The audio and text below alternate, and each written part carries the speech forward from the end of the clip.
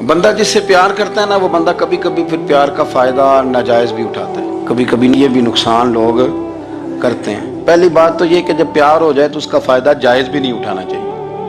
جس نے فائدہ اٹھا لیا تو اس نے تو استعمال کیا نا۔ تو ہوتا ہے ہمارے گھروں میں کہ اگر بچہ اماں کے قابو میں تو پھر اماں جو دل کرتا ہے کراتی ہے، اور جو اس کو کہہ دیتی ہے پھر وہ کہتا ہے اوہو میری اماں نو آکھیا ہے، اور وہ ڈنڈا اٹھا لیتا ہے، آؤ دیکھتا ہے نہ تاؤ دیکھتا ہے۔ یہ بھی ایموشنل کرنا ہے، کر لیتے ہیں لوگ۔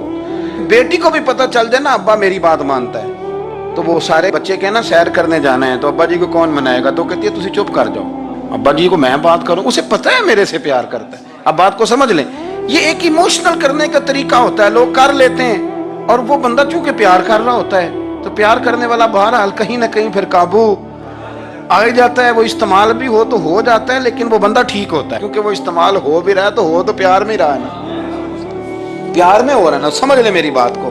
حضرت سعد بن نبی وقاص رضی اللہ تعالیٰ عنہ کا نا اپنی ماں سے بڑا پیار تھا اپنی والدہ سے۔ تو حضرت سعد بن نبی وقاص کلمہ پڑھ گئے، اماں جی نے بھوک ہڑتال کر دی، اسے پتہ تھا کہ میرا پتر مجھ سے پیار بڑا کرتا ہے، میں نے بالآخر منوا لینا ہے۔ تھوڑی سی آبادی تھی، ایک گھر کے اندر جو مسئلہ چھڑتا تھا نا اس کا سارے شہر کو پتہ چل جاتا تھا۔ اب کونوں میں گلیوں میں اب باتیں بھی ہونے لگیں کہ وہ سعد کی ماں ہڑتال پہ بیٹھی ہوئی ہے، بڑا مسئلہ ہے۔ اب پریشر بڑھنے لگا۔ حضرت سعد بن نبی وقاص فرماتے ہیں کہ وہ جو میرے قریبی لوگ تھے نا صحابہ، وہ بھی مجھے کہنے لگے یار کوئی رستہ نکال، ہر چوک میں تیری بات ہوتی ہے۔ کہتے ہیں میں گھر جاتا تو گھر والے بہن بھائی بچے باپ سارے کہتے ہیں یار تیری ماں مر جائے گی۔ اب بہت بڑا ایشو ہے، ہم یہ کہہ دیتے ہیں کہ انہوں نے قربانیاں بڑی دی، لیکن آپ ذرا بات کو سمجھے نا کہ اماں بھوک ہڑتال پہ بیٹھ جائے، ایک انسان کہاں کھڑا ہو جائے گا؟ بدنامی الگ ہے، بحث الگ ہے، سیانہ بندہ مالدار وزادار قبیلے والا۔ حضرت سعد بن نبی وقاص کی ماں نے 3 دن تک روٹی نہیں کھائی، پانی نہیں پیا، بے ہوش ہو گئی۔ اب جب بے ہوش ہوئی تو شور پڑا، سارا محلہ جمع ہو گیا، اب سارے لوگ کھڑے، اور بچہ وہ ہے جو ماں کی بڑی ماننے والا ہے۔ اماں کے اوپر لوگوں نے پانی شانی ڈالا، ہوش آئی تو حضرت سعد بن نبی وقاص قریب آئے، کہنے لگے اماں ایک بات کرنی ہے۔ اماں بھی بڑی مشکل سے اٹھ کے بیٹھ گئی کہ پتر ماننے لگا میرا۔ لوگ بھی کھڑے ہو گئے، مسکراہٹ بھی ہونے لگی کہ لو نہ کوئی بات ہونے لگی، یا ماں کہتی ہے کلمہ چھوڑ دے پھر مانوں گی۔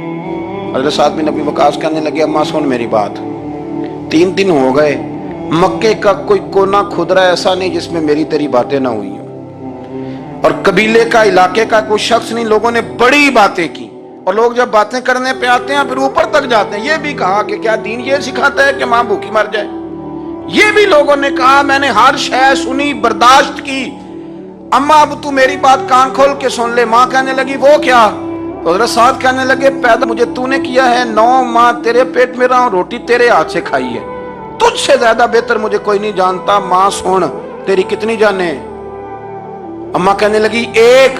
تو حضرت سعد فرمانے لگے تیری 1000 جان بھی ہو نا تو ایک ایک کر کے ساری نکل جائے تو میں محمد عربی کا کلمہ پھر بھی نہیں چھوڑوں گا۔ ختم ہو گئی بات۔ یہ کیا بات؟ وہ کچا رنگ للاری والا جیڑا چڑھدا تے لیندا رہندا، اے عشق تیرے دا رنگ محمد جدوں چڑھ جائے پھر نہیں لیندا۔ یہ کیا بات ہوئی؟ اماں تیری 1000 جان بھی ہو، روٹی کھانی ہے تو کھا، نہیں کھانی تو نہ کھا۔ یہ لفظ کہتے ہیں حضرت سعد بن نبی وقاص رو پڑے، آنسو آ گئے، لفظ کہہ کے باہر نکلے، مجمع چھٹ گیا، جس نے جو مطلب لینا تھا لیا، جس نے جو کہنا تھا اس نے کہا۔ حضرت سعد چلے گئے، شام کو گھر آئے تو اماں روٹی کھا رہی تھی۔ تو حضرت سعد فرماتے ہیں کہ محلے کی بیویاں کہنے لگی روٹی کیوں کھا رہی ہو؟ تو ماں رو پڑی، کہنے لگی پتر میرا ہے، میں نے پیدا کیا ہے، میرے پتر نے کبھی ضد نہیں کی، اس کے دل میں کچھ ہے اتر گئی ہے، کوئی ہے، کوئی کچا پکا جذبہ ہوتا تو میں تو 2 آنسو بہاتی تھی تو میرا پتر لوٹ آتا تھا، پر کسی رستے کا مسافر بن گیا، اب کہیں پہنچ گیا ہے اور میں اس کا درد سمجھ گئی ہوں، جہاں گیا ہے اب وہاں سے یہ لوٹ سکتا۔ آپ سمجھیں اتنا تگڑا ایمان جن لوگوں کا، ان کے بارے میں لوگ ڈسکس کریں گے۔ ان کو نا قرآن پاک نے بطور نمونہ بیان کیا ہے۔ اللہ فرماتے ہیں ایمان اس طرح کا جس طرح میرے نبی کے صحابہ کا۔ یہ منافقوں کی بات ہو رہی ہے پہلے سے بارے میں، وَإِذَا قِيلَ لَهُمْ آمِنُوا كَمَا آمَنَ النَّاسُ، جب ان سے کہا جائے کہ ایمان اس طرح لاؤ جس طرح میرے نبی کے صحابہ لائے، قَالُوا أَنُؤْمِنُ كَمَا آمَنَ السُّفَهَاءُ، تو وہ کہتے ہیں اس طرح ایمان لائیں جیسے بیوقوف لائیں، یہ تو بیوقوف ہے، ہر شے نبی پاک پہ قربان کر رہے ہیں۔ تو اللہ فرماتے ہیں الا انہم ہم السفہاء، خبردار ہو جاؤ میرے نبی پاک کے غلاموں کو بیوقوف کہنے والوں تم بیوقوف ہو۔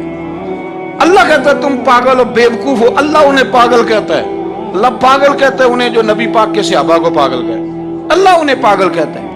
یہ معیار ایمان ہے۔ قرآن نے کہا ایمان اس طرح کا جس طرح کا نبی پاک کے وَإِذَا قِيلَ لَهُمْ آمِنُوا كَمَا آمَنَ النَّاسُ، ایمان اس طرح لاؤ جس طرح میرے نبی پاک کے صحابہ ایمان لائیں۔ امیر کون ہوتا ہے؟ پیسوں والا؟ امیر وہ ہوتا ہے جو خوددار ہوتا ہے، ہاں، جو اپنے گھر سے کھاتا ہے، ہاں، جس کو کوئی کسی قسم کی پرواہ نہیں۔ وہ میں مبلغ ہوں دین کی تھوڑی بہت، مجھے لوگ پوچھتے رہتے ہیں حضرت صاحب کنی فیس ہے تہاڈی؟ میں کہا 6 کروڑ ایک تقریر دی۔ کہندے اتنے ہی ٹر گئے۔ میں کہا وکنا ہے تے بندہ چاجنا تے وکے، ہوں تھوڑے جے پیسے تے وکنے دا کی سواد ہے؟ کہنے لگے پھر آپ اصل بات بتائیں۔ تو میں کیا اصل بات ہے وے کہ سانو تخت ہزارے دی لوڑ کی ہے، سانو تخت ہزارے دی، او سانو تخت ہزارے دی لوڑ کی ہے، نالے کی لگے شہر بمبول دے نال، اسی تے اپنی بال کے سیکنے ہیں تے سانو کی لگے کسی اور دے نال۔ ہاں، غیرت ہے بڑی چیز جہان تگو دو میں، پہناتی ہے یہ فقر کو تاج سردارا۔ بھائی یاد رکھنا زندگی میں دلیر قوم ہے۔ حضرت انس بن مالک رضی اللہ تعالیٰ عنہ فرماتے ہیں ہم سوئے ہوئے تھے سارے مدینے میں، تو اچانک نہ ایک کونے سے چیخنے چلانے کی آواز آنے لگی۔ ہم نے ایک دوسرے کو جگایا، پڑوسی نے پڑوسی کو، اس پڑوسی نے اس پڑوسی کو، اس نے اس پڑوسی کو، پڑوسی سارے جمع ہو گئے، ادھر سے چیخنے کی آواز آ رہی۔ چلو مدینے کے کونے سے پتہ کریں، وہ جگہ بھی بڑے اندھیرے والی، پڑوسی سارے جمع ہو گئے۔ اب نیزے جمع کیے، تلواریں جمع کی۔ قاضی ایاز مالکی علیہ رحمہ نے شفا شریف میں لکھا ہے، کہتے ہیں نیزے جمع کیے، تلواریں کٹھی کی، گھوڑے منگائے۔ اب ہم نے منصوبہ بنایا، پتہ نہیں کسی نے حملہ کر دیا ہے، پتہ نہیں کیا معاملہ ہے۔ ہم نے پروگرام بنایا کہ پہلے 4 بندے آگے جائیں گے، جا کے دیکھیں گے، 6 ان کے پیچھے رہیں گے، 12 پھر اس کے پیچھے رہیں گے۔ اگر سامنے سے حملہ ہوتا ہے تو 6 پھر ذرا گھوم کے حملہ کریں، ان پہ حملہ کرتا ہے تو 12 پھر گھوم۔ کہتے ہیں ہم نے پلاننگ کی، پروگرام بنایا، ایک دوسرے کو جگایا، نیزے بھالے گھوڑے منگائے۔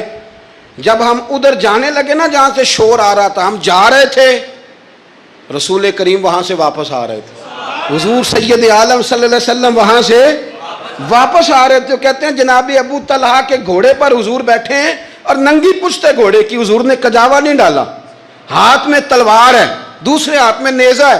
فرمایا سو جاؤ آرام سے، میں دیکھ آیا ہوں 2 اونٹ لڑ پڑے تھے آپس میں۔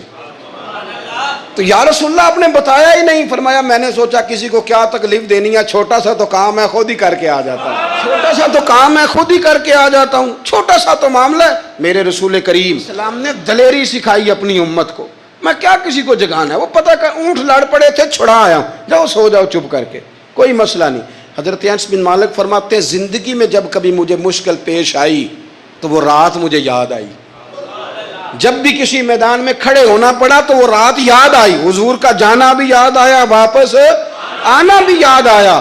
فرماتے ہیں پھر انس کی کسی جگہ پشت نہیں لگی، بس میں بڑھتا گیا ہوں، مصطفیٰ کے صدقے اللہ مدد کرتا گیا ہے۔ یہ کیا بات ہوئی، کچی باتیں کرنا، پلپلی باتیں کرنا، کسی کی مدد کے لیے نہ نکلنا، کمزور رہنا، بات ہی نہ کرنا، ڈرتے رہنا، سہمے رہنا۔ حالات کے سہمے ہوئے لوگوں کو بتا دو حالات بدل جاتے ہیں، ایک جیسے نہیں رہتے، حالات بدل جاتے ہیں ایک جیسے۔